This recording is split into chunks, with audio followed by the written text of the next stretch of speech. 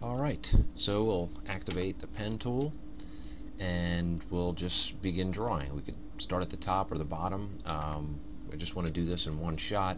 I guess one thing to note is that since we're drawing circles, or any time really, you want to use the minimum amount of points. You get the best curves when you use minimal points. Just as an example, when you use the ellipse tool, you get 4 points. So we're going to kind of use that as our goal. So let's see how much we can zoom in. There we go. Alright, pen tool, and we'll just start drawing. It might be beneficial to turn the smart guides off when doing this type of drawing, so that's Control U, and now this isn't going to be snapping to different points.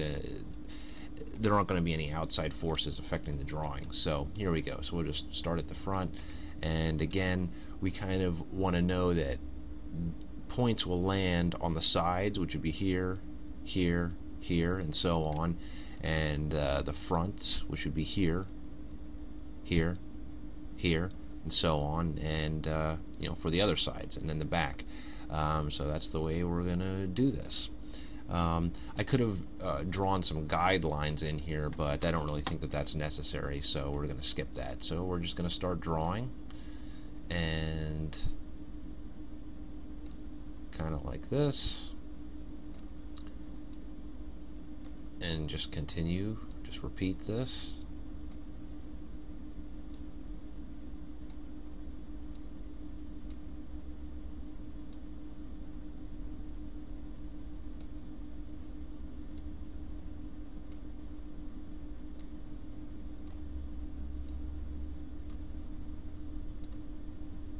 And we'll continue that along all the way up. So we're going to fast forward here.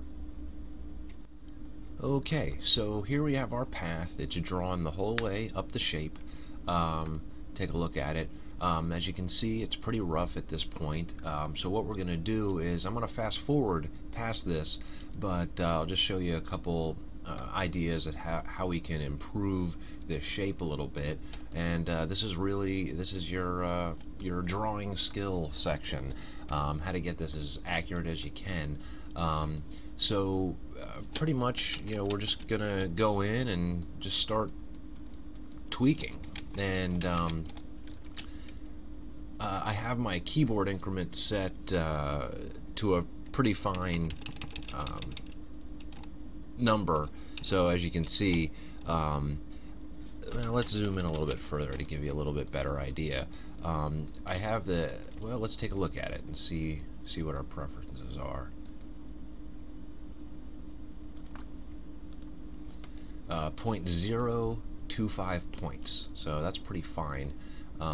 Cancel that, and so what you get is when you hit your arrow keys, 0.025 points. If you want to move it further, you can hold the shift key, and that will multiply it times 4, I believe, is the amount. So that point seems to be in a pretty good position, but obviously we need to fix the curve. But before we do that, we want to get the next point into a decent position. So that's the first point when you're reshaping, is get your points where they should be, because if you were to do it after that, you would have to reshape the line. So kind of start getting these into position. Alright, and for the most part you're just going to be using the handlebars to reshape the lines, as we see here, and you just want to take your time, because this is the structure on which the rest of the drawing is going to be built. So you want to take the time to get this as accurate as possible, because to do it after the fact means you would have to come back to your original structure. Again, it's pretty much just moving your points, moving the handlebars, or you can come in some cases you can grab directly on the line and reshape it there. Let me see if there's another one that'll show it. Well, you can see what I'm talking about. That's just another way of grabbing the line. And another thing that can help you in doing this, let's hit X to move the stroke forward. So X, fill, X, move the stroke. And let's change the color. Let's see what we got. I don't know, maybe we'll just pick an orange or something. Ooh. Something like that should be fine. And we will adjust the stroke because I feel like that'll help us to get it lined up pretty well. It'll help us force the line to the center, or force the path to the center of the shape that we have. Let's open the palette up so we can switch back and forth.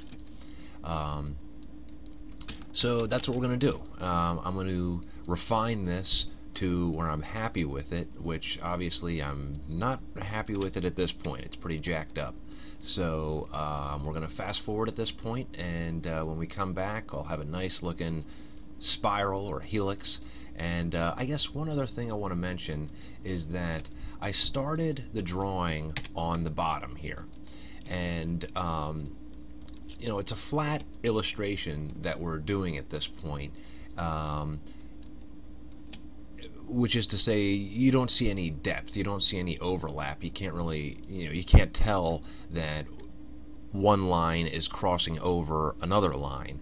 But I will say that this point being the starting point and this being the end point, the last point that I drew is in fact on top of or above this point.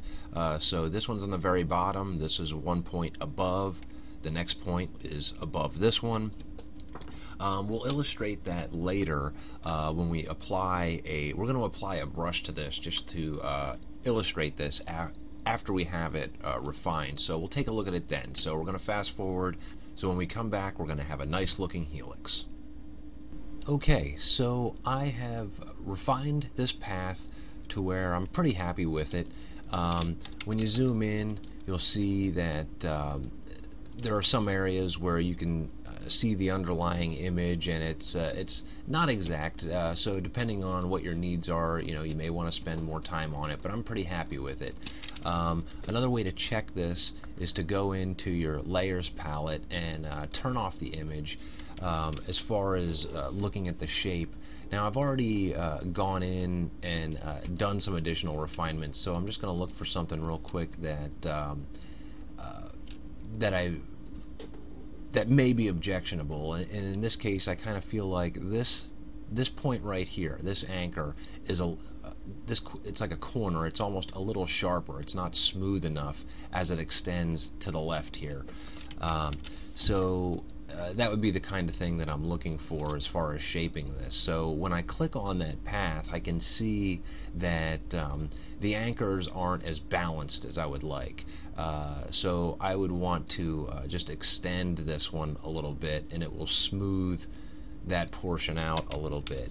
Now it's losing accuracy compared to the drawing, or maybe it's not. Maybe I just maybe it is moving it better into shape, but it just makes it a little bit smoother. So depending on how much detail you need,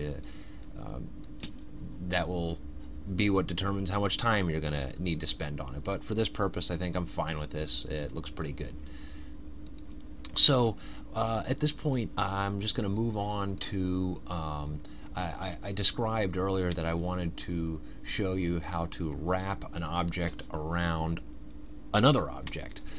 So that's what we're going to look at. So to do that, I am going to duplicate this, and that's going to be the object that we're going to work with. And then what we're going to be wrapping this around, I'm just going to create a sort of post, I guess. So we're just going to make a path and something like that. Give it a different color, something darker, maybe a brown. It's a brown post. There's no fill in there. Go to the stroke. For some reason I must put a round end on that. I don't know why. Increase the weight just to describe this a little bit better. And essentially that's what we're going to do here. I'm going to wrap this around wrap the spirals around this post. Also, earlier I had said that this start point is below the end point.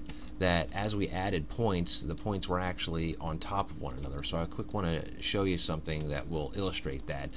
I went ahead and created a gradient, and we're going to apply a brush to that path out of this gradient. Now you can't make a brush. Let me pull this palette down.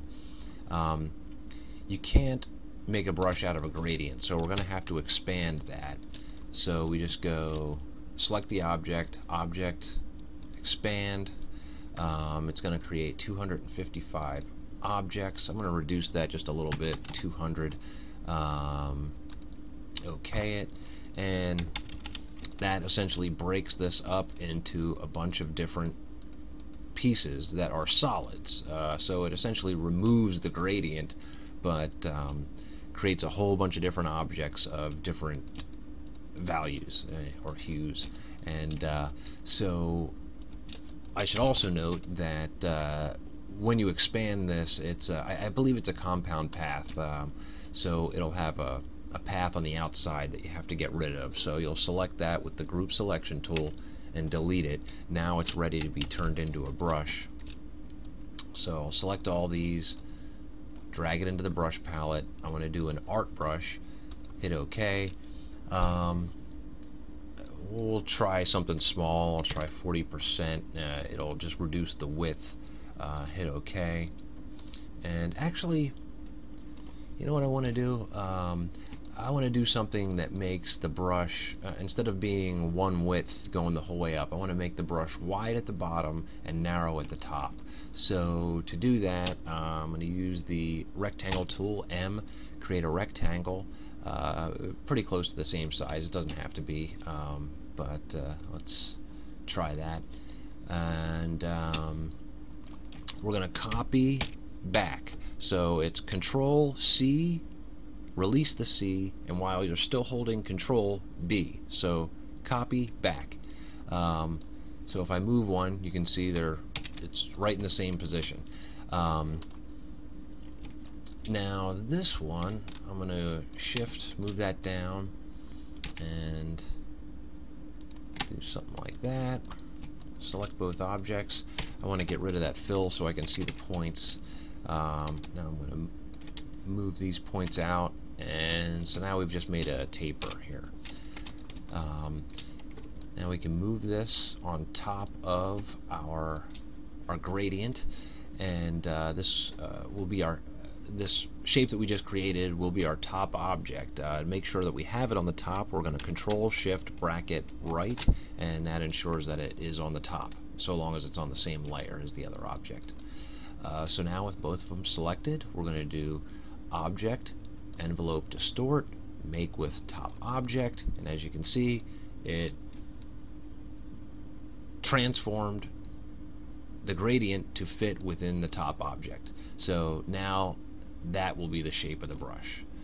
Again, Art Brush, we're going to do, I'll try 30%, and there you go. There's a tapered brush. So we're going to come down here, apply that brush, and that worked. As you can see, it's wider here, narrow here. If this were a regular path, we could put round ends on that just by coming up here, put a round cap, but that won't work with the brush. So if that was something that you wanted to round, you would have to just use the ellipse tool to create a round portion and do that manually and fit that on. So alright, now we need to expand this to break these components into individual pieces that we can then move to the front in front of this post. So it's again Object, Expand, Appearance this time, and we should probably ungroup that. So Shift Control G. So now it's ungrouped, all individual pieces. Now we can come down and just start moving these to the front. Again, that's Control Shift bracket right, and we're just moving them forward. Same thing here, and here. And I think you get the idea. So one more just to make me happy. And there you go. So there we have wrapped one object around another object. If you've never done this before, you might be looking at this and saying, wow, there's a lot of gaps in between each of those components that were created. But when you rasterize that, those gaps will disappear. So just to show you, we can group all of them. Alt-Shift, duplicate, and we'll do object, rasterize. We'll do it at 72 ppi. We don't need anything better than that. Anti-aliasing is on. We'll OK that, and as you can see, those gaps don't appear when it rasterizes.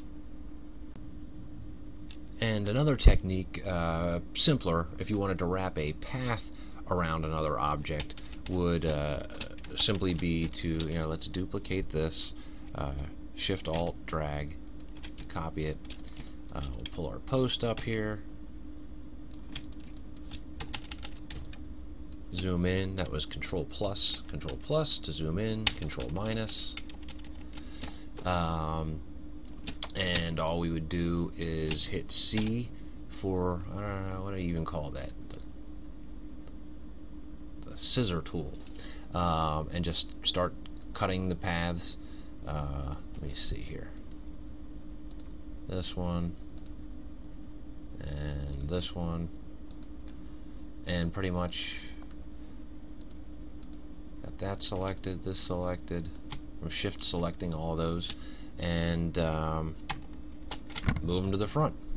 Again, Control Shift bracket right, and that brings them to the front. So that's another option for wrapping an object around an object.